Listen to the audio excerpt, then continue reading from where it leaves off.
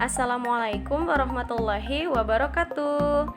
Bagaimana kabarnya hari ini? Semoga kamu dalam keadaan sehat ya. Dan semoga kamu masih semangat untuk mengikuti pembelajaran kita hari ini. Seperti biasa, di hari Rabu bertemu lagi dengan Miss Eka dalam mata pembelajaran tematik. Nah, hari ini yaitu tepatnya di tanggal 10 Februari 2021. Kita akan melanjutkan materi pembelajaran kita.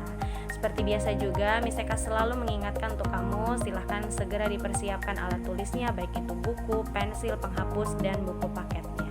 Kemudian juga tonton video ini dari awal sampai akhir ya abang kakak, agar materi yang Miss Eka jelaskan insya Allah bisa kamu pahami, dan ketika mengerjakan latihan kamu bisa mengerjakannya dengan sebaik mungkin dan dengan teliti. Nah, kita buka pembelajaran kita dengan lafaz basmalah. Bismillahirrahmanirrahim. Semoga pembelajaran kita hari ini menyenangkan dan diridhoi oleh Allah. Kita masuk ke materi pembelajaran kita hari ini.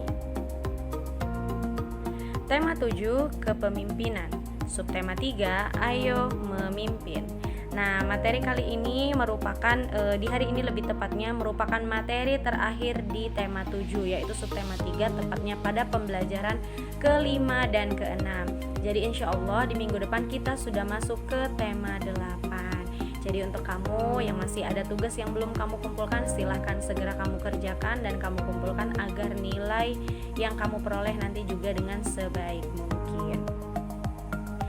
Nah, tujuan pembelajaran kita yang pertama, melalui kegiatan mengamati dan berdiskusi, siswa dapat mengidentifikasi sikap yang pantas ditiru dan sikap yang tidak pantas ditiru dari suatu cerita dengan benar.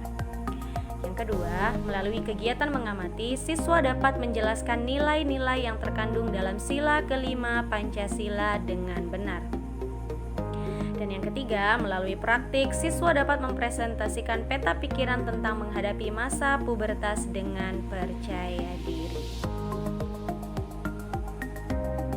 Kita masuk ke materi yang pertama, yaitu PPKN. Memimpin diri sendiri saat melakukan kegiatan membutuhkan ketegasan dan keberanian. Nah, bagaimana dengan kamu? Apa yang harus dimiliki saat memimpin diri sendiri?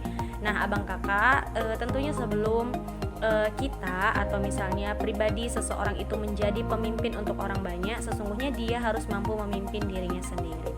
Nah, dalam hal apa? Ya banyak, contohnya dalam hal kedisiplinan, dalam hal tanggung jawab, amanah, kejujuran, dan ketelitian misalnya.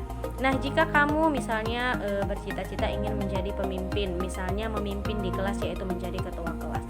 Nah, kalau kamu saja tidak bisa memimpin diri kamu sendiri, yaitu untuk memberikan contoh yang baik kepada anggota kamu, contohnya kamu adalah orang yang tidak disiplin, kemudian tidak tepat waktu, kemudian malas belajar, kemudian misalnya ceroboh. Nah, otomatis anggota kamu itu tidak akan mau memilih kamu menjadi pemimpin di kelasnya. Jadi biasanya seorang pemimpin itu mencontohkan dari dirinya sendiri. Ketika dirinya sendiri mampu memimpin dirinya sendiri juga dengan baik, maka insya Allah bisa menjadi pemimpin untuk anggota yang lain. Jadi kalau kamu di sini ditanya bagaimana, apakah kamu sudah bisa memimpin diri kamu sendiri?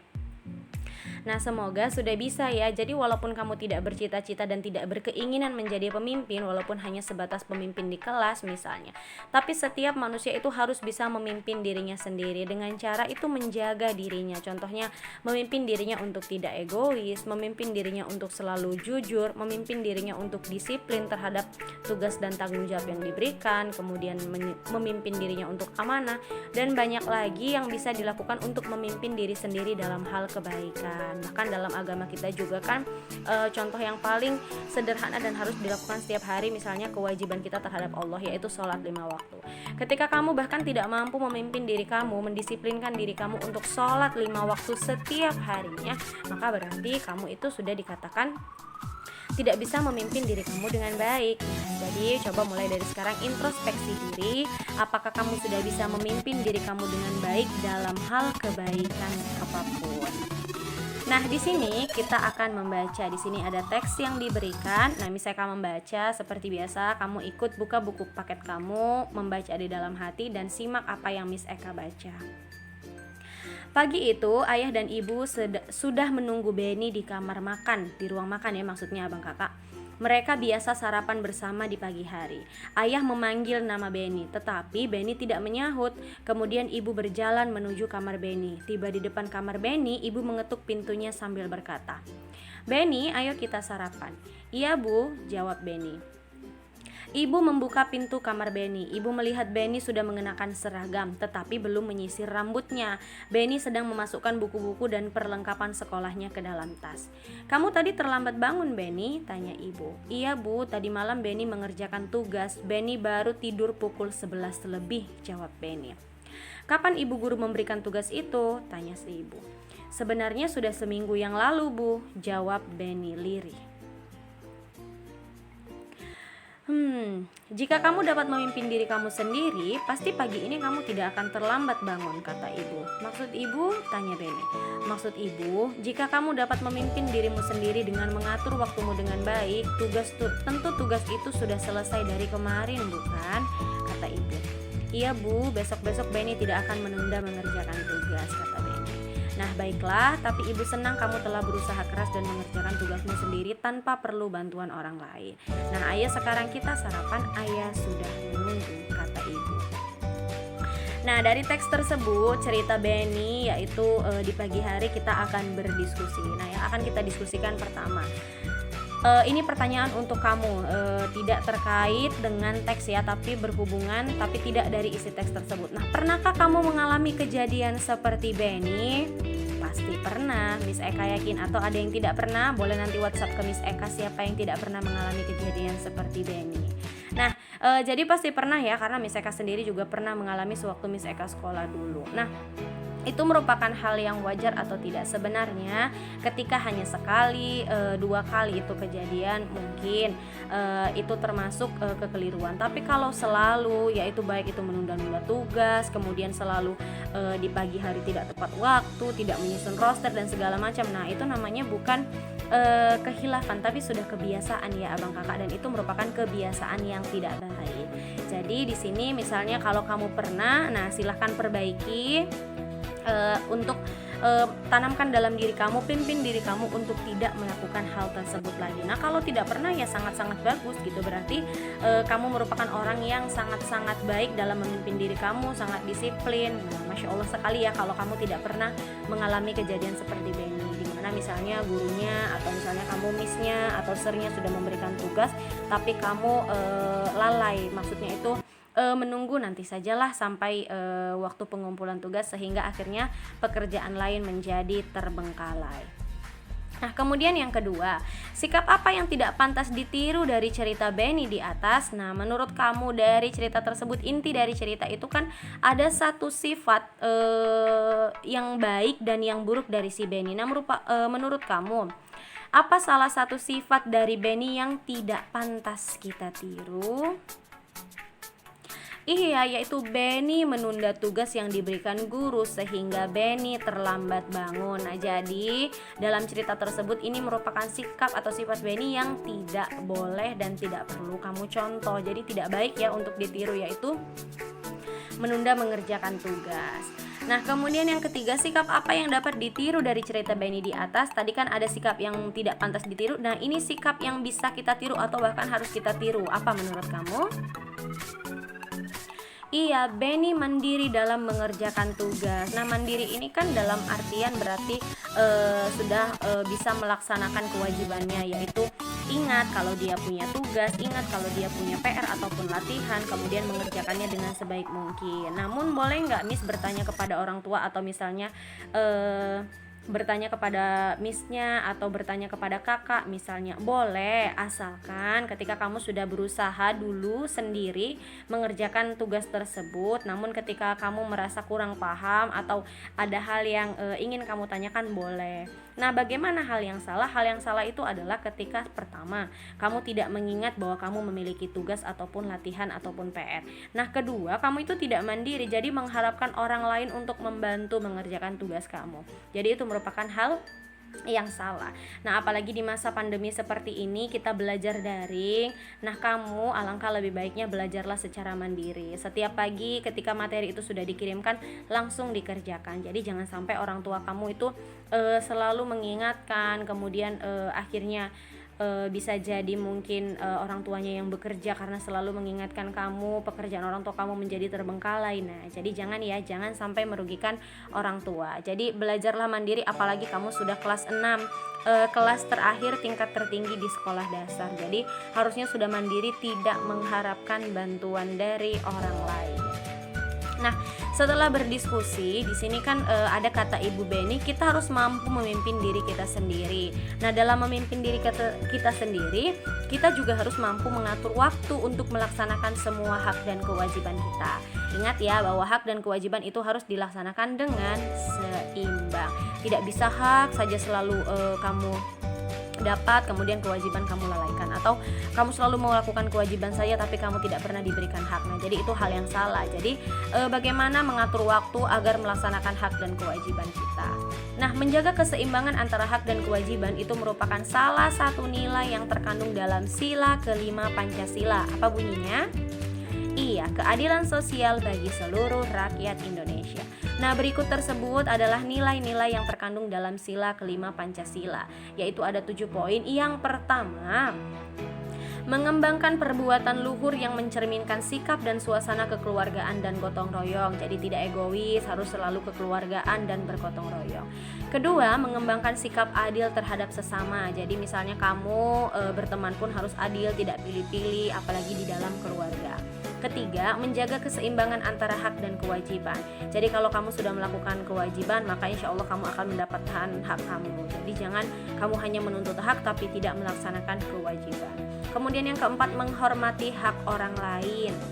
Misalnya di rumah, hak kamu, misalnya kamu bersaudara misalnya dengan abang atau adik kamu. Nah, hak kalian itu kan misalnya menonton televisi. Nah, kemudian salah satu caranya adalah menghormati hak orang lain, yaitu misalnya tidak egois, tidak kamu saja yang ingin menonton televisi tapi tidak berbagi dan tidak gantian dengan orang lain. Jadi hormatilah hak orang lain.